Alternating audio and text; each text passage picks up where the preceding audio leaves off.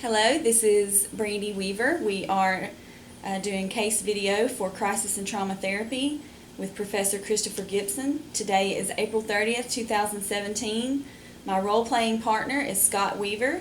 He understands that this is a role-playing counseling scenario and that this is for educational purposes for students in the Counseling Psychology Department of Toccoa Falls College. Hey Scott, it's good to see you. Good to see you. I hope you're doing somewhat better than what we talked 2 days ago. I know that you have had a very hard 2 days, and I want you to know that I and the pastoral care team have all been praying for you. We are all rooting for you to get through this, and I know that some of the people have brought meals to you a couple of times in the last few days, and I hope that you feel loved and I hope you feel cared for right now.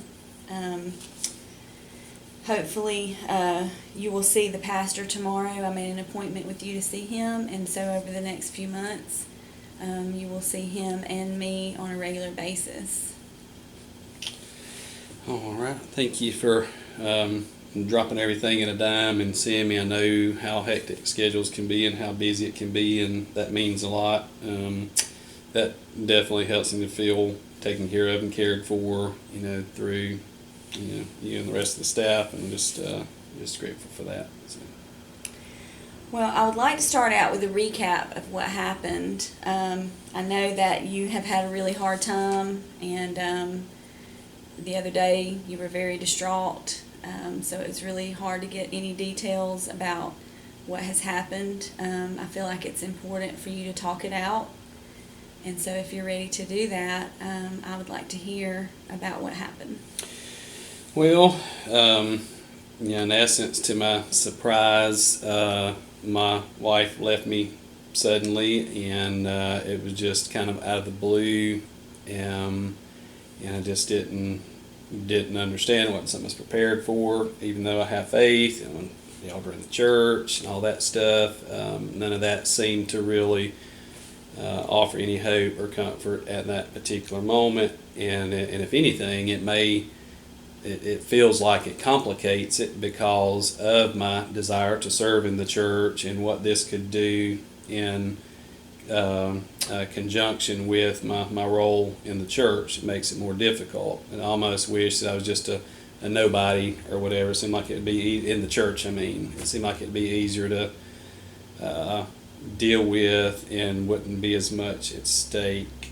But in essence, that's it. Just trying to make sense of it all, and all of a sudden, everything is seeming to work toward, and my purpose is all just in question now. And I don't know what it is or what to do or what I even want to do anymore. So. Right. Well, it's important for you to remember that you still have a purpose that God created you for, and that this didn't take Him by surprise, although I know that it was a big shock to you. Mm-hmm. But God has prepared the way for you to heal through this and to get better. And I know that that's really far away for you to think about right now. But I hope that if you get the proper care during this time, that you will be able to heal properly. I did want to talk to you about grief. The thing about what you're going through right now, it seems as though there's not a real word for it. But what you're experiencing is a crisis. It is grief that you're feeling right now. You are grieving the loss of your wife, and I understand that for a while you didn't even know where she was. So I know that had to have some feelings of fear in that. I understand that you have located her now, and she has let you know that she does not want to talk to you. I know that has brought about feelings of rejection, and I just want to bring to the surface all of those feelings and not dismiss them, but deal with them as they come up. Is there anything in particular that you are feeling right now that you feel needs to be brought out in all of this? Well, I think in some of it, having the knowledge that I have of Scripture and of God. I mean, obviously, I'm wrestling with some feelings, toward God. I mean, I still love Him, although I am somewhat upset, and I know the free will and all the cliches and all that. And one of the things that I'm struggling with is to, I guess, reconcile the cliches and the truths and things like that. For example, obviously being in around church, you hear that rejection is God's, redirection and protection, all that. All that is true and great, and I know that it is, but feeling it and grasping it, when you're on the receiving end of it, which I guess, will help me to be a more effective, leader and able to relate to people. But right now, it's easy for me to say that, but when I'm alone at home, those feelings of all the cliches being meaningless and not really offering any comfort or solace, even though I know they're true, yada, yada, yada, they're still, they don't offer much comfort. And then it's hard to pray because it's easy for me to sit and wonder why God. I mean, I don't understand. I've done this and this and this, and though I'm not perfect, I don't see where this come from or why it happened or anything like that. So. Well, everything that you are talking about and feeling are very normal emotions, and I want to go back to what you said before about comfort when you're alone. What I will hopefully help you to do is for you to get to a place that you no longer require the words of someone else to comfort you, or any other form of comfort. Excuse me. They will be obviously helpful to you throughout this process, but I believe that you have everything inside of you already there that God has given you that will help you through this. I want to be able to help you tap into those things, those strengths, the things that you have, the will to survive in your heart that God gave you. I did want to talk about some things that you can do while you're alone. Obviously, you're going to spend more time alone now than you did before. And so there are a few things that I will suggest that maybe you can do that will help through the grieving process. Do you like to write?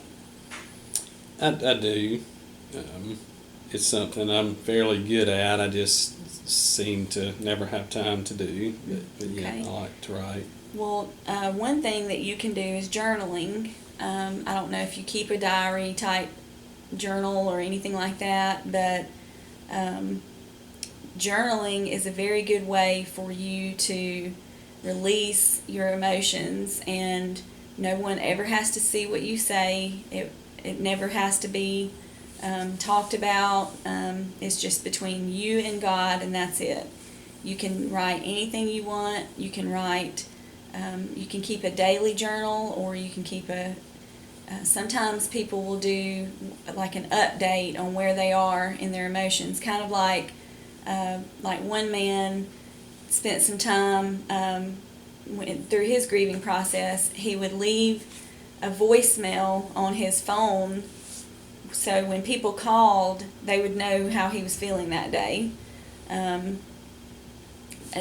may not be something that you would want to do, but just to give you an example of how people have used journaling. It doesn't always have to be written. It can be spoken, and there are different ways of doing it. You can, anytime that you do journal, I do suggest that you make sure you are completely alone with no distractions, and you just sit down with a piece of paper and a pen and just write your thoughts, whatever comes first, whatever you're feeling that day. Also, if you want to write a letter to your wife to let her know, obviously there will have to be some closure at some point. If she has left you, what are her intentions now? And even if she did decide to come back home, there's still obviously some issues that need to be worked through, and then what you've been going through now, all of that cannot be discounted. It can't be just swept under the rug. But you could write a letter to her and just let her know how much she has hurt you in this process. She never has to see it, so you can say whatever you want to say, and no one ever has to see it. Also, another thing is that you should be taking the time to cry when you need to. You should not get so busy to the point that you are not releasing emotions through crying. Crying is a very good way to cleanse your heart and your mind, and you need to take time to be alone enough in order to, be able to do that without distractions, without the phone, and without people around.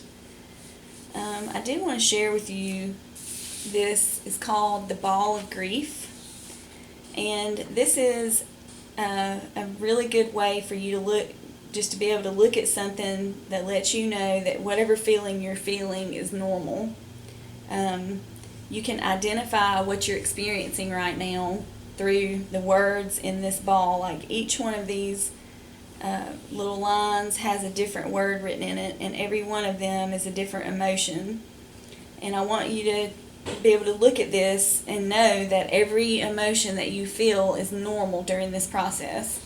I'm going to give that to you for you to take home, and you can look over that whenever you're feeling. Sometimes, we may feel as though what we're feeling is wrong. And I want you to know that no feeling that you feel right now is wrong. You are definitely entitled to feel different. And sometimes, like the Ball of Grief points out, sometimes you feel vindictive, like you want to get back at somebody. Those are all normal feelings, as long as you don't act out on those emotions. We're always trying to get back to a feeling of normalcy. Is there anything that you would like to talk to me about? I would like for you to go through the process of the day that it happened, and I want you to tell me some of the feelings and emotions that you were feeling that day, the day that you found out that you came home and she was gone.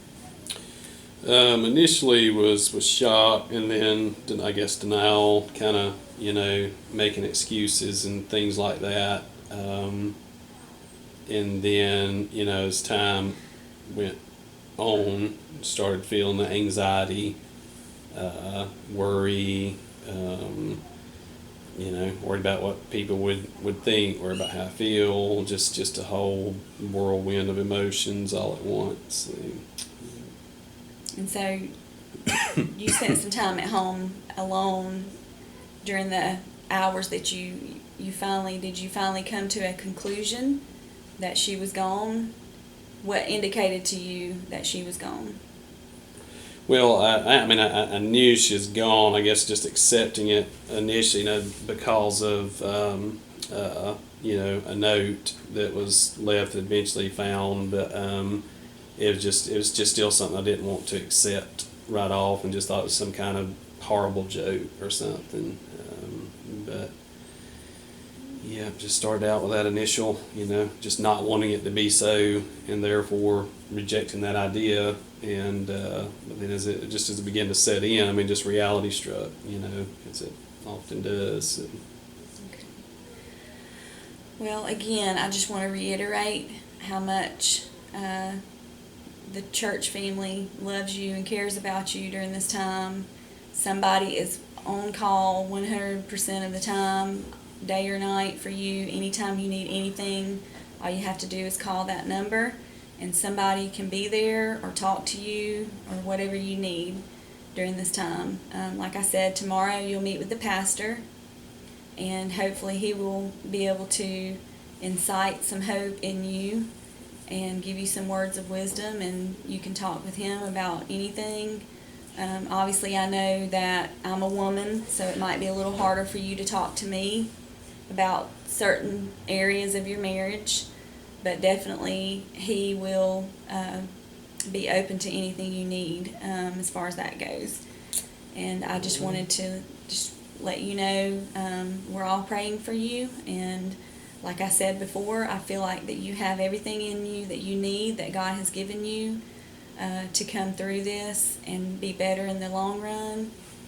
And if you will just implement the things that we talked about, the journaling, and maybe writing the letter, and then the next time we meet, I would like to talk about those things. All right. Well, I definitely right. appreciate that, and I will do those things. All right. Well, it was good to see you again. I hope to see you soon. Okay, thanks.